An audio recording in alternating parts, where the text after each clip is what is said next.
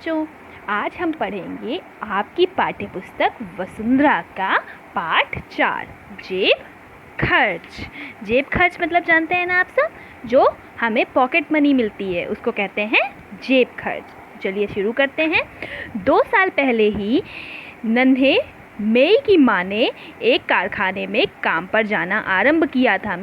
Start किया था। नन्हे मेई नाम था उस लड़के का। माँ उसे बहुत प्यार करती थी। प्रतिदिन सवेरे माँ जब काम पर जाने निकलती तो उसे जेब खर्च के लिए 5 रुपये देती थी, यानी उसको पॉकेट मनी के लिए 5 रुपीज़ देती थी जब वो काम के लिए जाता था। पहली बार जब उसने अपनी माँ से पैसे लिए तो मन ही मन सोचने लगा, मैं इन पैसे से मिठाई और गुब्बारा खरीदूंगा।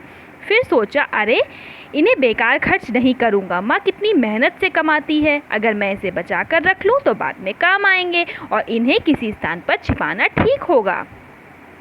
नन्हा मेई पैसे छिपाने की जगह सोच रहा था कि अचानक पैसे उसके हाथ से फर्श पर गिर के छेद में जा गिरे।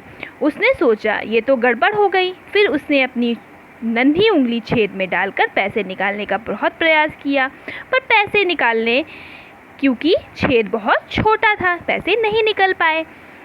उसमें से पैसे बाहर नहीं निकल सकते थे। फिर मेई ने आश्चर्य से अपनी भौं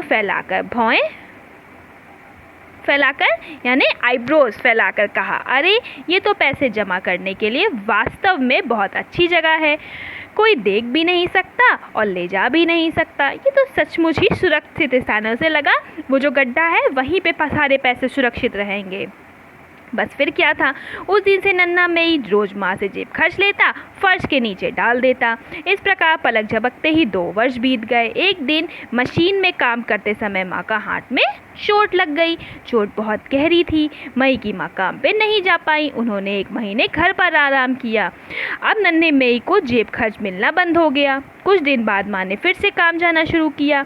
एक दिन नन्हा मेई अकेले फर्श पर बैठकर 2 साल पहले की घटनाओं के बारे में सोच रहा था। सोचते सोचते स्वयं ही मुस्कुराने लगा। कुछ दिन में मैं फर्श के नीचे से सारे पैसे निकाल लूँगा और माँ के लिए कपड़े खरीदूँगा। मेई ने सोचा, नए नए कपड़े देखकर माँ कितनी खुश होंगी। नन्हा मेई अभी ये सोच ही रहा था कि माँ काम से वापस लौट आई। वह भागता हुआ गया। उसने माँ को पुकारा, पर माँ ने कुछ नहीं कहा। ऐसा लगता है शायद माँ बहुत चिंतित है, मतलब चिंता में है और दुखी थी। वह बोलना भी नहीं चाहती थी। नन्हे मेई ने सोचा कि माँ शायद फिर से बीमार पड़ गई। कुछ ही देर में बाहर से किसी की आवाज़ आई। दरवाज़ा खटखटाया किसी ने। जैसे ही दरवाज़ा खुला तो एक आदमी ने घर में प्रवेश किया, मतलब घर के अंदर आया और ऊंचे स्वर में माँ से बोला, तुमने मुझे 25 रुपये उधार लिए थे, क्या लौटाने नहीं हैं?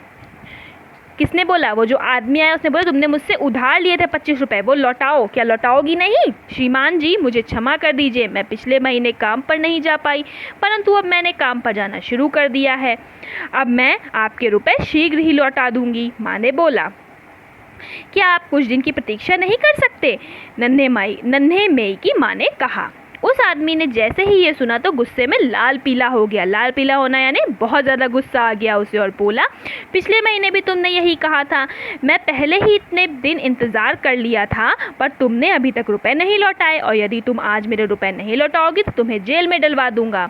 नन्हे मेई ने उस आदमी को देखकर डर गया।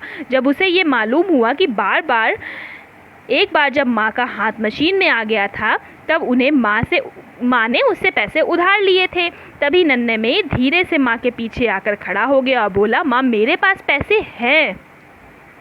माँ आश्चर्य से नन्हे मेई की ओर देखकर बोली, तेरे पास पैसे कहाँ से आए? नन्हे मेई ने कुछ उत्तर नहीं दिया। उसने जल्दी से जाकर एक छेनी ढूंढी और फर्श को छेनी से 2-3 बार ठोका। फिर लकड़ी से फर्श को खोला और नीचे हाथ डालकर और हाथ भरकर पैसे निकाले और बोला, माँ देखो मेरे पास बहुत सारे पैसे हैं। माँ ने देखा कि सचमुच पैसे ही पैसे थे, उसमें जंग लग चुकी थी। माँ ने जल्दी से नन्हे मेई की सहायता से सारे पैसे मेज पर रखे और जल्दी जल्दी गिनने लगी। माँ ने इन पैसों को साहूकार का खर्च चुका दिया। जब नन्हे मेई ने माँ से कहा, माँ ये सारे पैसे तुम मुझे देती थी, जेब खर्च के पैसे हैं ये। इन्हें मैं 2 साल से जमा कर रहा था, तभी तो आज इतने ज़्यादा हो गए हैं। माँ ने नन्हे मेघ को गले लगा लिया और बोली, मेरे अच्छे बच्चे, आज तुमने मुश्किल में मेरी सहायता की है। ऐसा करते हुए उनकी आँख से आंसू बहने लगे। तो ये स्टोरी यहाँ ख़त्म होती है। तो इस स्टोरी से हमें क्या शिक्षा मिलती है कि अगर हम थोड़े थोड़े पैसे बचाएं तो हो सकता है वो भविष्य में हमारे काम आए। कोई ज़रूरी नहीं है कि हमारे पेरेंट्स ही पैसे कमाएं वही बचाएं। हमको भी जो पॉकेट मनी मिलती है उसको भी हम बचा सकते हैं और संकट के समय में किसी प्रकार भी अपने मम्मी पापा की सहायता कर सकते हैं।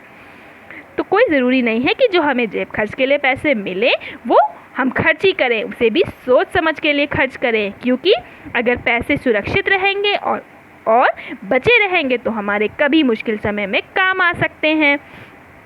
तो इस कहानी से आपको मज़ा आई पढ़ करके। अब हम नेक्स्ट स्टोरी को पढ़ेंगे बाद में, तब तक इसके क्वेश्चन आंसर्स हम आपको भेजेंगे। तब तक के लिए पढ़ते रहिए।